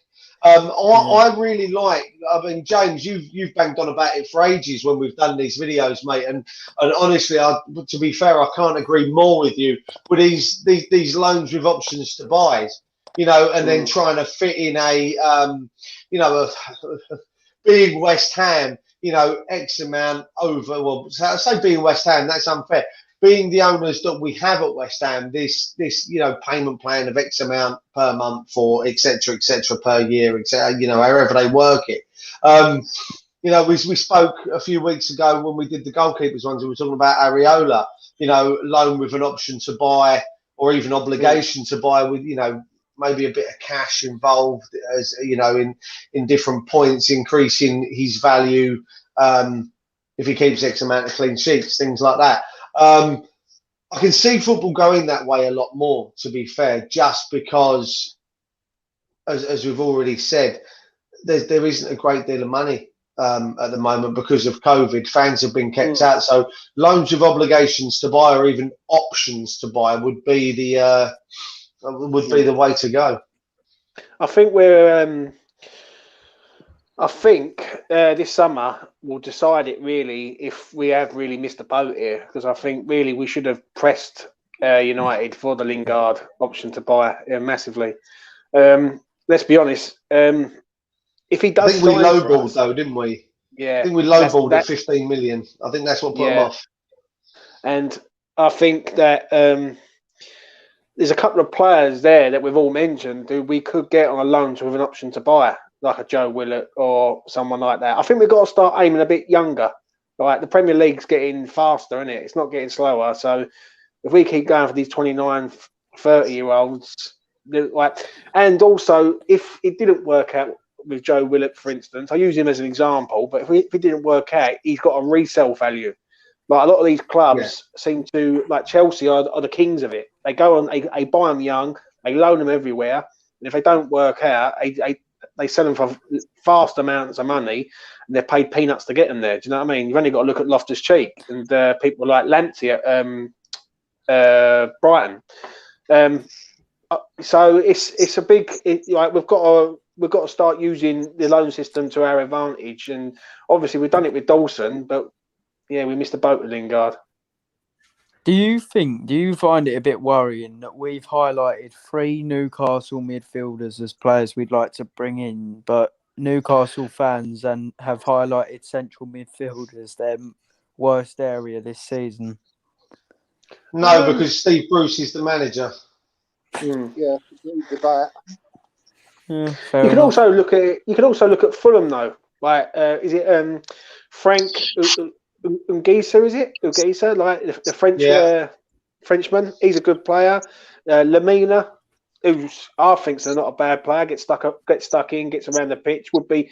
If we're going to get these players in, we've got to realise they are a backup, and they've got to realise they're a backup, and also you can't go out and go after someone like a Basuma who, let's be honest, he ain't going to sit on the bench. He's going to be wanting to play. So that's what it is. Catherine, I'm going to come to you with this one. Thoughts on Luiz at Villa? I think he's a great player. I don't think it's a realistic option to sign him. I think he has a decent contract. He has a buyback clause with City as well in his deal. I don't see it as realistic, and I don't think he definitely wouldn't want to come in as backup. That's for sure. Because at least the other players, you could see that there's an ambition that you could see that they might have an ambition to come to the club and then work their way through. But I don't think he'd want to come in knowing he's not a definite starter. That's the reason he left somewhere like City. Yeah, it's fair. West Ham Online, I see you've got to go. We'll let you go, buddy. Thank you for coming on, and we'll catch up with you again soon. No problem, I'll speak to you all. Probably. Take care, mate. See you soon. Cheers, mate. See you later. Cheers, buddy. Steve, thoughts on Luiz at Villa? I've got to agree with Cathal. I mean, what the limiting factor for us is, if we keep Rice and Souček, which I actually think we will, whoever comes in is going to be second choice. Okay. Someone like him is not going to sit on the bench. And I get why. He's a good player. So I think when we're looking at who we're going to get, you've got to put into the equation that they are going to sit on the bench more than they are going to play if Rice and Souček are fit. And a lot of the people we want won't want to come on that basis. Yeah, I think that's where we're going to have. For me, that's where we're going to have issues if we are looking to sign a strong player who not with no disrespect to any other teams in the league, but if he was to go elsewhere, he'd be a first choice shoe-in. He's not going to come to us and play second fiddle. I think that's going to be our issue. I think, Duke, what we've got to realise is we'll be playing more games. So it's not like the Premier League or potential 2 games in each competition, and that's 42 games a year. Minimum Europa League or Champions League, that's an extra 6 games. Like, do you know what I mean? Yeah. Like that all adds up, and playing more games means more chance of injury. So I don't think it. Champions League, definitely. Anyone, I don't care what anyone says. Louise will come to us if we've got Champions League football. He will. The fact that he could feature. I'd rather have John McGinn than Louise, though. If I'm speaking truthfully honest here, and we've been linked with John McGinn. I think John McGinn's a better player. I think Louise is a bit more rash, and he's always the one I'm backing every week to get booked. So he gets booked every single week. Do you make much money off of that, James? Because if you do, I'm joining in. Yeah, it's like every week he's like 3 to 1 to get booked every week, and he's always chucks in a dodgy tackle from time to time. I think if we're going to go for Villa, you can go John McGinn. Wouldn't be a bad shout. He's the leader is a Southampton player. Well, go after him then. Like if he's at Southampton, he's on loan from there. But I think what it is, if whoever we get in that midfield position will have to be a loan signing. I think you can't sign him permanently. I was about to ask Gatesy this one actually. Gatesy, your thoughts on Mark's possible tongue-in-cheek comment? I'm not 100% sure, but bringing the 2 boys back, getting the band back together with Claret and Tompkins. Next thing we know, we'll be bringing Collins back. Yeah, I mean, I'm a big believer. I think I've told you this. I'm a big believer. Never go back. There's very, very few players that I've ever seen that have gone back to a club and done as well or better than the first time around. For me, no. Steve, I just seen your message there, buddy. Thank you for coming on. Much appreciated, and we'll do this again next week. Yeah, catch up with you Saturday. Take care, lads. Cheers, Steve. Take care, mate. Buddy. Yeah. And you know what, boys? I'm actually just going to cover Kent's comment quickly about John McGinn. To be honest, when you mentioned him there, James, I kind of not necessarily balked a little bit, but when you consider when was it United went in for him maybe a season and a half ago, Villa went 50 million. And we're already sitting here going, money's going to be a bit of an option. As much as I really do like John McGinn, I think he's a great player. I just think that's definitely one name that we would be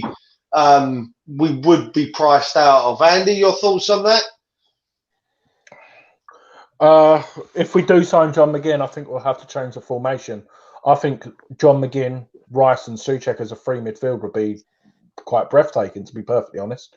And I think we could risk and change the formation to go 4-3-3 because you've got them 3 in there who will cover the ground. So I would love him as a signing, but like I said, I think he would be a starter with the 3, with Rice and Souček. Sorry. Yeah. No, I like it, James. I like him. I do like McGinn. I think he gets around the pitch well. I think he gets stuck in. Obviously, if you get Champions League, money talks at the end of the day. And I think Villa only signed him for 15 million, I think it was, from Hibs or somewhere. It was up in Scotland, I know that. He's a good player. And if someone said to me, you've got a choice between Louise at Villa or McGinn at Villa, I'd have McGinn all day. I think he's more controlled. He's more, I'll tell you the word I'm going to use, he's more cultural midfielder.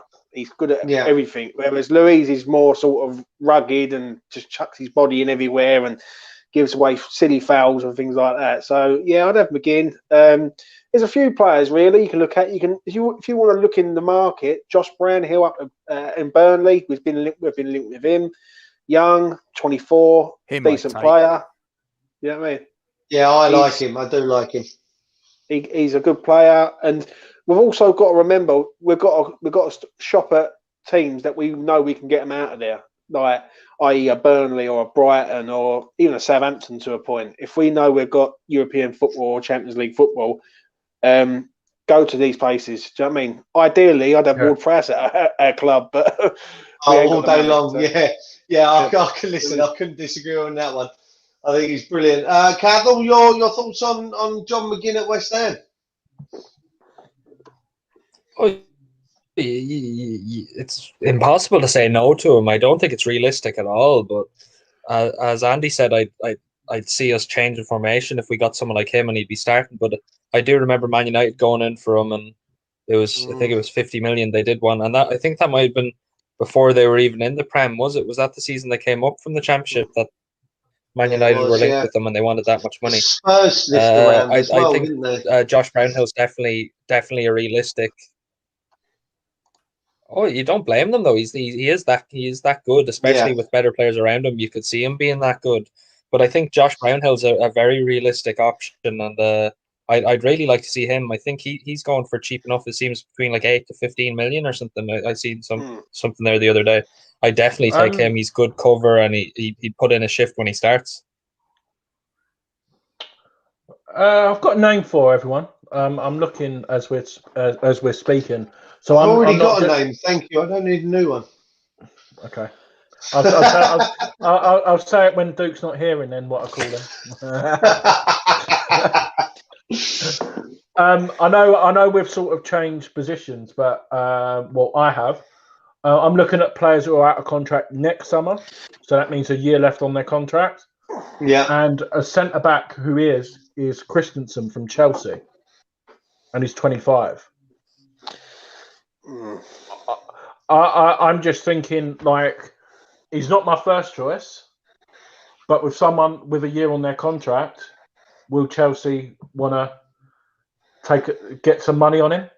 I don't think he's the best, but with our backroom staff of Stuart Pearce, and like that moulding him, he could become a good player. I don't know about you.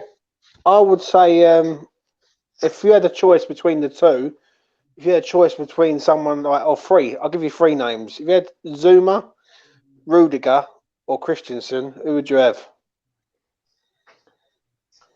I'd rather piss broken glass, if I'm honest. I don't mind.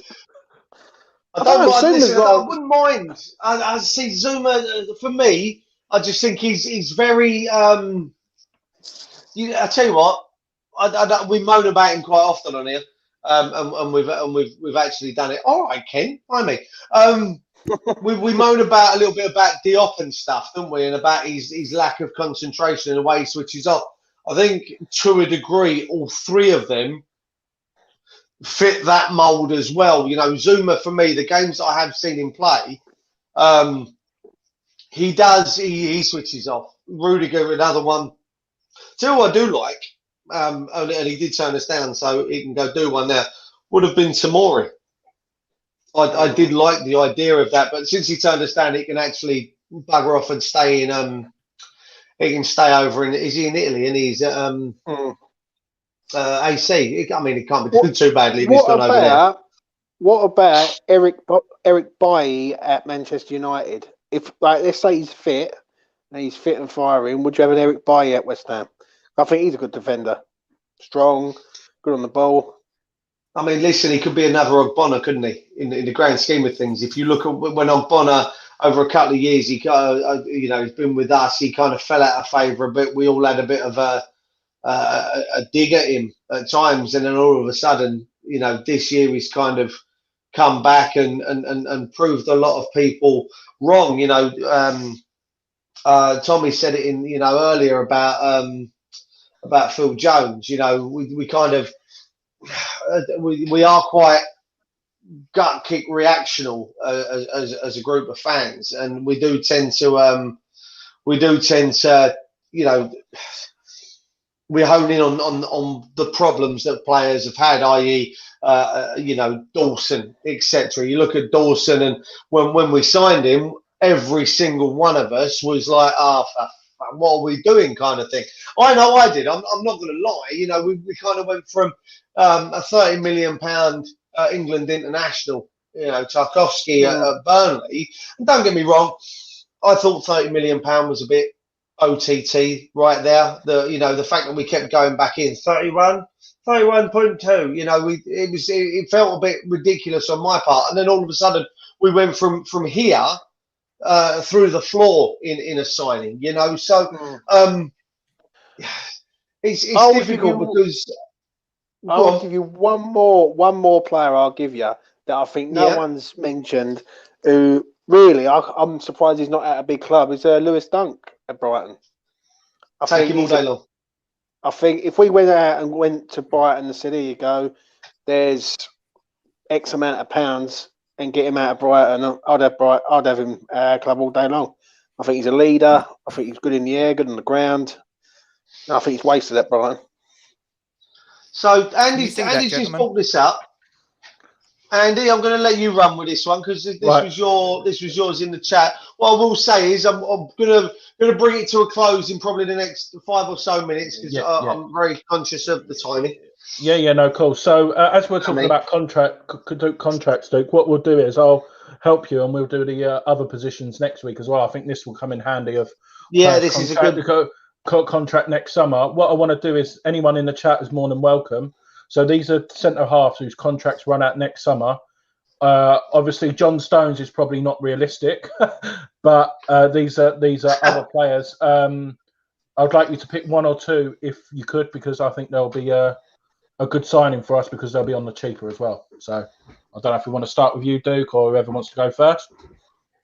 Well, there's two. If I'm honest, there's two nearer the bottom. In fact, three nearer the bottom there. That it's probably not going to be the same three as anyone. I like the idea of Callum Chambers in there. Yeah, again, I agree. He's in an age where 26. He's right on that borderline, isn't he, of being one of the older players that we're talking about we don't want, and being young enough to still be considered one of those. I'm certainly not going to try and pronounce his surname, but Axel at Man United, I think, that's the one. I think he's got a fantastic career ahead of him. I like the look of him from when I've watched him. And Alfie Mawson, I really do like Alfie Mawson. I know he's injured at the minute. I know he's had a bit of a struggles going, doing the rounds. But if I had to pick three off of that list, they'd be my three keys. They'd be my three keys that I'd go for. Gatesy, how about you? You come in. Which one? I agree with what you on one of them. I would all day long go for Callum Chambers because he's centre back but can also play right back. So again, he's got that. And he's the next Cafu, like he did against us. Yeah, there you go. But if you're asking me for three, I'd go Chambers, I'd go Jack Stevens, and I'd go Courtney Holes. Nice. They'd be my three. Gathel, we'll come to you. Oh, James, sorry. All right, no, go. I was going to say Gathel because he's sat quietly and patiently. Yeah, sorry. I'd definitely take Eric Bailly. I think he's solid, and especially with a leader beside him, he could do wonders. I think he'd be like an Antonio at the back. He's just brute strength, good speed on him. He could learn how to actually play like a bit more like Ogbonna. He could get that off him, the technical side off him. Obviously, Callum Chambers, he's versatile. He's still many years left in him. He's good. First season when Fabian Schär was here, he tore up the league. I thought he was great. He's probably a bit old now and he's been on bad form, so I wouldn't know. And I'd agree with Jack Stevens. I think Jack Stevens is good, especially if he just be for options. I don't think he's too bad. Yeah, I like those. James, go on, see us out with your three. Callum Chambers is a definite for me. I think we should have got him last when he went to Fulham on loan. We should have got him then, but we was too slow in the market. Eric Bailly, who I've just said beforehand, I think he's a good player. Like Kent just said in the chat, if he's fit, he walks into United's first team, and I think he's definitely a must. Then the third one's an hard one for me. It's between Axel and Courtney Halls. Axel, I've seen a bit of him at Manchester United. My mate's a Manchester United fan. And Courtney Holes is, yeah, I'll probably go for Axel, knowing that he's got a lot more potential. But if someone said to me right now, you're going to get Eric Bailly at West Ham as a centre half to partner whoever, I'll be over the moon with that. And the good thing is about what, like you said, with Bailly,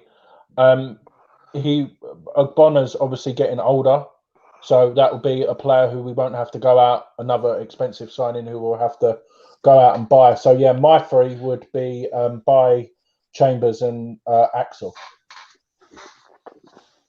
Yeah, I mean, you just think of those. You look at those names, and you kind of look at where they come from. And I know, you know, Arsenal are on a slide down, if you will, from the great, same as Liverpool in a way, but they're on that kind of great heights of fallen. Would you take James Tarkowski on a free?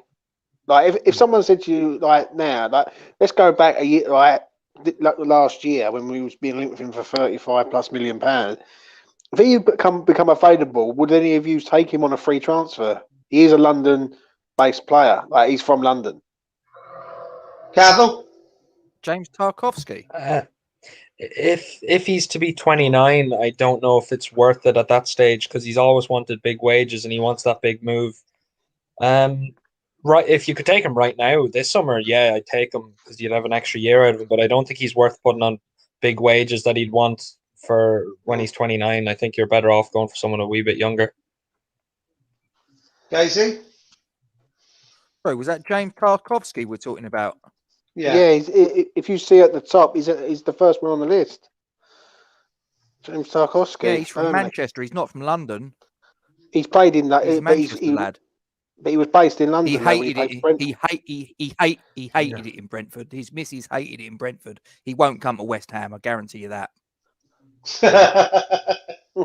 That's a no then. He's an older boy. Yeah. Andy? I don't know if we're going to go much further than that, are we? Not for me. I heard the figure. I heard Burnley were actually considering our ridiculous offer, what we're doing, and then in the end we started talking. I'm not saying this is official. This is sources. Yeah, I don't want to get quoted wrong. Yeah. But he wanted to double his wages. He would, only if we could even consider doubling his wages to come. So in my concern, money grabbing prick, and he can fuck off. To be honest. Don't sit on the fence, Miles, and tell us what you really think. I thought Gatesy went in there and Andy went, no, I'm going to blow you out of the water with this one. Don't worry. I mean, listen, we could talk about this all night, and I love it. I just want to touch on, where was it? Mark, do you know what the best thing on that page is, though? On that page there, you can't see us in the league table. Right, I like that. Don't see. Hey, there we are. Look at that. There we are. That looks nice. Just want to say thank you to Mark now. Yeah, you're not the only one who hope all goes well. I really do too, because there's a Friday, Saturday, Sunday. There's a significant amount of people that will be coming through my doors. So I am a little bit worried about trying to keep my staff composed more than anything else. Not necessarily me. It'll be my staff that might lose their mind. Boys, I'm gonna cut the show there. I think there's my address of my pub for anyone who wants to come down. Thursday's good. I'm not here. I'm actually out with the kids at where am I? Legoland. Actually, I'm looking forward to that. 35-hour cycle for me. How long? I mean, listen, if you start now, I mean, you might get here for last orders in a couple of days' time. Listen, anyone and everyone's welcome. I've made a lot of what I consider to be friends on these channels, and not just the ones we're doing here, but the other channels I've been on, talking to you guys backwards and forwards on Twitter. So listen, come down to the pub. Let's have a beer together. Let's enjoy it. And I'm actually going to sign out, Gatesy, on something Mark said from one of my favourite films, sports film, one of my favourite sports films. And I think it's right. I think he's right. If we build it, and we're building something, Moyes is building something at the club. Moyes has certainly. I'll tell you what, he certainly got inside my head, because there was a time when I was a bit worried that I think it was in between him going and Pellegrini starting. I thought we needed a big name manager. I thought we needed someone who's winning the league experience, not necessarily in our country, but elsewhere. Tuchel at Chelsea, when he was in between Dortmund and PSG, would have loved him to come to us. Pochettino, I would have really loved to have seen what he could have done at the club. But you know what? I take all of that back now, and I am, I don't think I could be more invested in what Moyes is going to do. I don't know about you boys, but I am. I'm looking forward to seeing where it goes, especially the rest of this season. James, you said it. I think after the game the other day, you said about embracing where we're at and believing that, this is something we can do now. I mean, we're fourth. Not in a million years at the start of the season would I have thought that that's where we would have sat, and I pretty much guarantee you four boys probably felt the same, to be fair, that there's no way in the world we would have been sitting with 7 games to go, not only mathematically in with a chance of winning the league, which we are, but the Champions League now isn't just a possibility, it's a realistic probability. Do you know what I mean? We've got that shot there. James, final words from you? I think everyone's got to start believing that this is possible. Like, there's 7 games to go, and 5 of them games, apart from the Chelsea and Everton game, we would have handpicked ourselves. If we was to sit down and go, who would you fancy the last 5 games, you would have said Burnley, Brighton, Southampton, West Brom and Newcastle in the current season right now.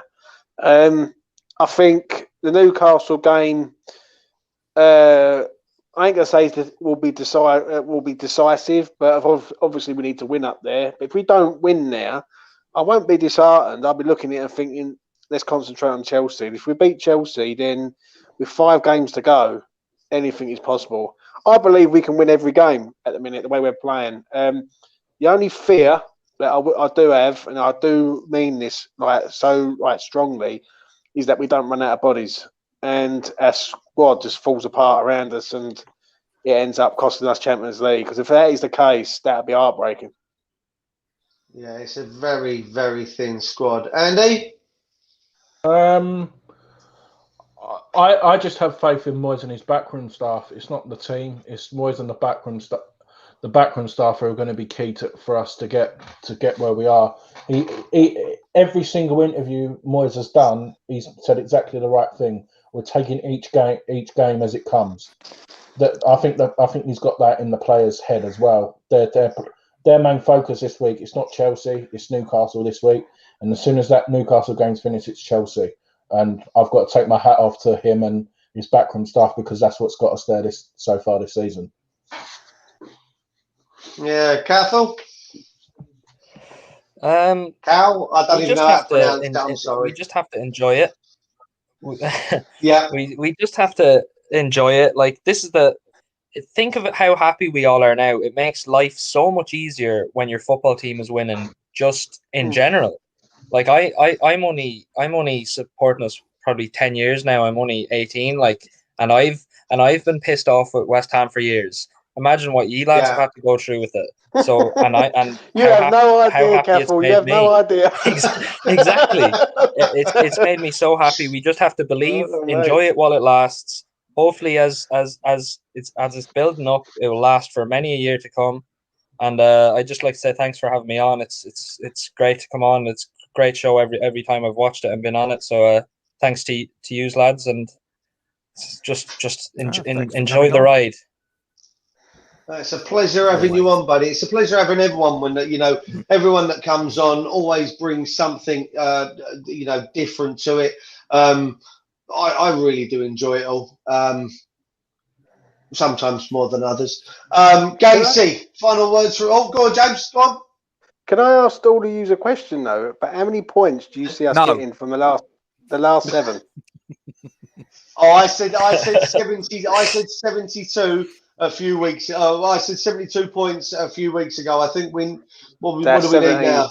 That's 17 Yeah. points from the last 21. I said 72, and I'd listen. We get 17 points out of the final 21. If we don't have Champions League on that, I'm going to be fuming. Yeah, I agree. We calculated it out last night, James. I think I had 17 as well. Yeah. 18 for me. I think we're going to win all of them except for Chelsea. Oh, you brave man, you. Go on then, Gatesy. Come on, get in here. Let's see some commitment from you, or are you just frozen? Okay, no, you are. That's all right. You just I was waiting for everybody else to finish. So, listen, this team is the very epitome of the saying, the whole is greater than the sum of its parts. It really is demonstrated by David Moyes' squad this season. We think we're in trouble when a player gets injured, but then another player comes in and you struggle to see where there's a drop-off in performance. We've got 7 games left. We're 4th. You couldn't have sort of like told me that at the beginning of the season. I would not have believed you. Yet here we are. He's brought in players that some of whom we've never even heard of, some of whom we've had serious doubts about, and they've come in and they've done a job. I said probably about a month ago, I said we were going to finish with 70 points. I still believe we're going to finish with 70 points. And again, I don't know where that's going to translate into where we will finish positionally, because it depends upon, obviously, what happens with the teams around us. But if we'd have finished with 70 points last season, we'd have had Champions League comfortably. We'd have finished 3rd. So do I believe we're going to do it? I'm cautiously optimistic, because obviously the sort of like the battle-hardened West Ham fan in me that's used to seeing us getting so close and then snatching defeat from the jaws of victory just at a vital moment, won't let me fully commit to it. However, I am cautiously optimistic. I'm just keeping my fingers crossed that we can finish in the top 4, and we can look back and go, my God, we were actually alive when we qualified for the European Champions League. But when would you, though? That's the question that I'm going to leave it on that. When would you believe that, I won't even believe it, even when we've done it. That's how surreal it will be. That's how much disappointment I've been through. Even when it happens, I still won't believe it. I can imagine Gatesy, right? Gatesy will pass out, wake up and go, what happened? Yeah. We'd already been knocked out by the time he wakes up. I can see. He'll do a Del Boy in Duke's pub. They've done the draw. Who did we get? We got Astra Gugu. Dom Zale or some Oh, right, boys. Thank you so much. Go on, go on, Liv. Okay. No. It was just a conversation I had with Peach yesterday, because he was asking me who I'd like to get drawn against if we made Champions League group stages, and I turned around and said, "Well, I'd like to see us get Real Madrid, because they're the most successful team in that competition. So that would be a great barometer, a great thing to be able to say you went to the Bernabeu and saw some of the world stars of European and world football. And then I'd like us to go in with 2 teams that we would be tested by, but we could reasonably beat. And I said Slavia Prague would be quite nice. And I'd quite like to go against Club Bruges, because I'd quite like to go and see Bruges, because I saw the film in Bruges years ago and it looked a very pretty city. And I thought, so Club Bruges would be quite nice. It does look great. Yeah, it's a great film and all. It's a great film. Watch it. It is. We all know Andy wants to go to the dam. He wants. He's already made that. So, just with your one, James, your comment there, Scott has actually come out and said with 2 or 3 games to go, or 3 games to go until he can believe. I'll be honest, I thought the Wolves game was crucial in my mind for convincing me that it really is on, that we have that shot. We picked up the 3 points, Leicester, we've got that as well. and now I am at a point where, fuck yeah, I am. I'm kind of there now. I believe. Would you say though that the Chelsea game makes you? If we beat Chelsea, that is like that we are involved massively. Like I know what everyone's saying. Don't get me wrong. I'm not thinking that we're going to get Champions League. We can pick up 4 points out of Everton and Chelsea. If we can pick up 4 points out of Everton and Chelsea, then I believe that we have a better opportunity of qualifying for it than we have of not. That for me. If we can pick up 4 points. Yeah, I believe so. Sorry, Cathal, go on. No, we're 2-1. I don't know what betting it.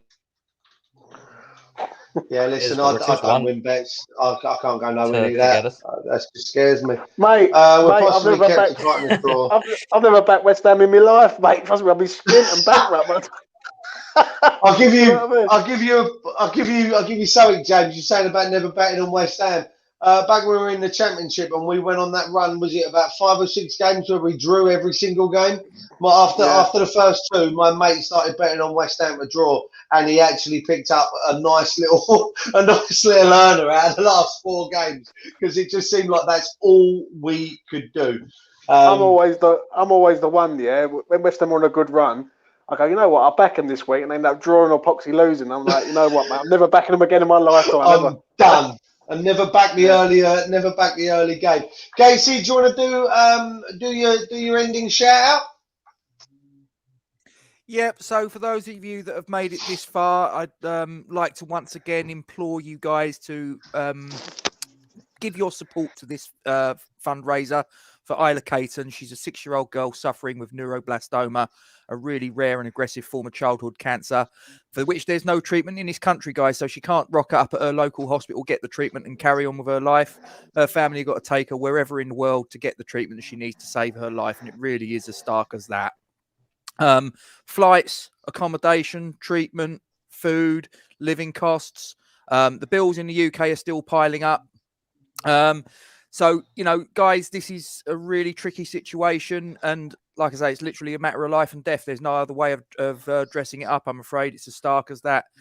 In front of you on that banner there, you've got a PayPal and you've got a Just Giving page. And we at Falls from Iron and all of the West Ham YouTube community would implore you, if there's any spare funds that you've got, guys, whether it's £1 or anything upwards, if you could consider putting it to this, we would greatly appreciate it. And whether you can or can't, if you could share this message with all your contacts, your friends, your family, your work colleagues, share it around and try and keep the momentum going. And as I say, I've repeated myself and I'll keep doing it, guys, because I need to hammer this point home. Every day that goes past where this little girl is struggling is more odds that are being piled up against her. She's a 6-year-old girl. This really shouldn't be happening. It really shouldn't. I speak as a father of 3. I can't imagine what this family are going through. So please, please, please, if there's anything you guys can do to help, please do so. And I thank you very much indeed for your attention. This fully behind that. A big shout out to Jake as well, West Ham unofficial, for everything he's done with the quiz and everything else. I think he's raised a significant bit of cash there with his quizzes and what everyone's donated. So big shout out there. Duke and Gatesy, I know you're both in the final. So for every question you and Gatesy get right, I'm £2.50 is going to Isla. Because I'm out now, so I can't donate anymore. Isla will get £2.50 from me then, because that's or from my answers, because that's probably all I'm getting right. To be fair, but hey, it's an extra £2.50. I'll do a 5 and then just for Gatesy, yeah. And James, are you in the final as well, James? Aren't you? Were you drawn straight through to the Jamie Sod final with Gatesy? Yeah, well, it's me and Gatesy. It's the battle of the intelligent West Ham fans, Champions League, and let's hope me and Andy aren't there. Hey, I say who? So me and Andy aren't there. You said the intelligence. I don't know. I missed that one. I was a bit peeved, to be fair. I missed it, but yeah, Andy, you let us down. I'm not going to lie. I thought you'd win that, mate. I thought you'd beat him. I did. I feel heartbroken. Listen, thank you to you three for joining me and Gatesy tonight. It's been much appreciated. Big shout out to Tommy, West Ham Online, and to Steve, who also joined us earlier in the show. Good debate tonight. Quite enjoyed it. Next week we're going to cover, the attacking midfielders and the strikers. We're going to keep Ivan Toney out of the conversation because, I can't be going down that road. He's the only striker I think all of us here actually agree that we all want. If I'm honest, I'd love to see him in a West Ham shirt. But hey, we'll do that next week, boys. Thank you very much for coming on. Much appreciated. On to Newcastle, and hopefully another 3 points and a little step closer to the Champions League. One thing left to say, Gatesy. What is it? Actually, two things. Come on, you said first. And James, Andy, what are we? Fucking massive. Cheers, boys. Thanks very much, and I'll see you all next week. Take care.